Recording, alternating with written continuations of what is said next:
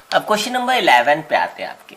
तो question number 11 क्या कह रहा है आपका, तो कह रहा है question a piece of a string is 30 centimetre long. तो कह रहा है एक धागा है आपका, ठीक है, वो आपका 30 सेंटीमीटर आपका लॉन्ग है, ठीक है।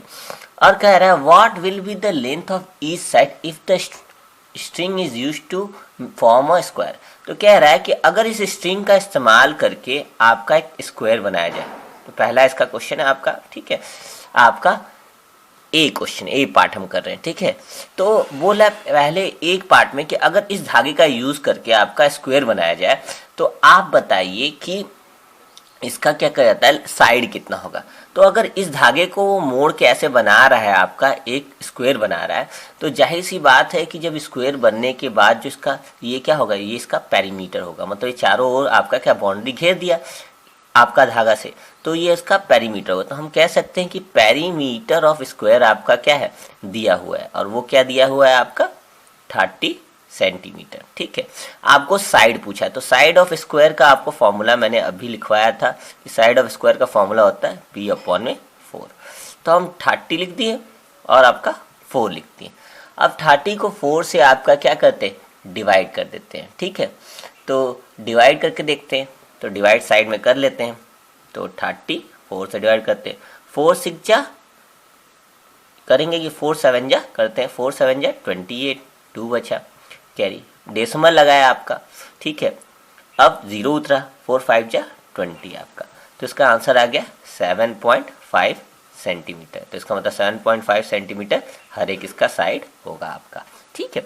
अब बी पोर्शन में चलते हैं। अब बी पोर्शन में कह रहे हैं कि इसी सिमिलर धागे का यूज करके एक आपका बनाया गया इक्विलेटरल ट्रायंगल। क्या बनाया गया, आपका एक इक्विलेटरल ट्रायंगल बनाया गया। इसका मतलब कि इक्विलेटरल ट्रायंगल तो सारे साइड्स क्या होंगे, इक्वल होंगे।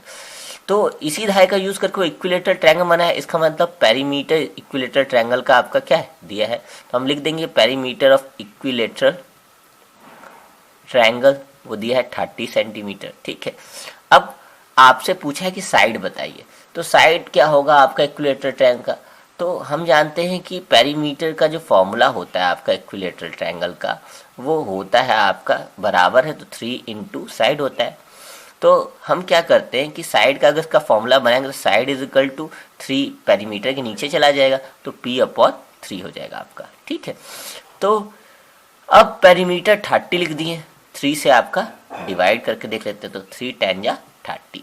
अब याद रखिए कि साइड को जब हम इधर इस साइड का जब ये नीचे चला जाता है आपका क्या, ये 3, जब हम इस साइड इसको भेजेंगे तो आपका डिवाइड के फॉर्म में आता है, साइड अकेला बच जाता है, जिसे मैंने लिख दिया आपका। तो 10 सेंटीमीटर आपका इसका साइड आ गया। तो जोड़ के भी देख लीजिए 10 सेंटीमीटर 10 सेंटीमीटर 10 सेंटीमीटर 30 सेंटीमीटर है ना, और पेरीमीटर भी 30 सेंटीमीटर ही दिया है आपका। सी पोर्शन क्या कह रहा है, सी पोर्शन कह रहा है कि एक रेगुलर हेक्सागोन बन रहा है।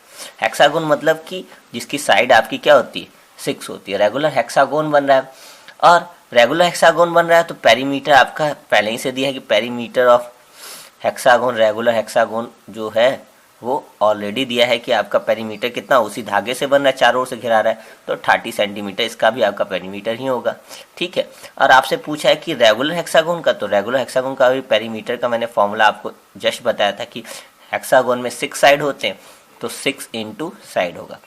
और साइड का अगर फॉर्मूला बनाएंगे तो 6 इसके नीचे चला जाएगा, तो आपका side is equal to formula हो जाएगा, साइड ऑफ रेगुलर हेक्सागोन का फॉर्मूला जो बनेगा वो बनेगा आपका पेरीमीटर अपॉन में 6। अब क्या कीजिए कि पेरीमीटर अपॉन में 6 बन गया फॉर्मूला, पेरीमीटर दिया है 30, 6 आपका आया। अब 6 से 30 को डिवाइड किया तो कितना है, 5 सेंटीमीटर। तो हर एक साइड 5 5 5 5 5 आपका हो जाएगा। अब जोड़ लीजिए 5 5 10 15 20 25 30, देखिए 30 आ रहा है इसको भी जोड़ने पे, तो इसका मतलब आपने सही किया है।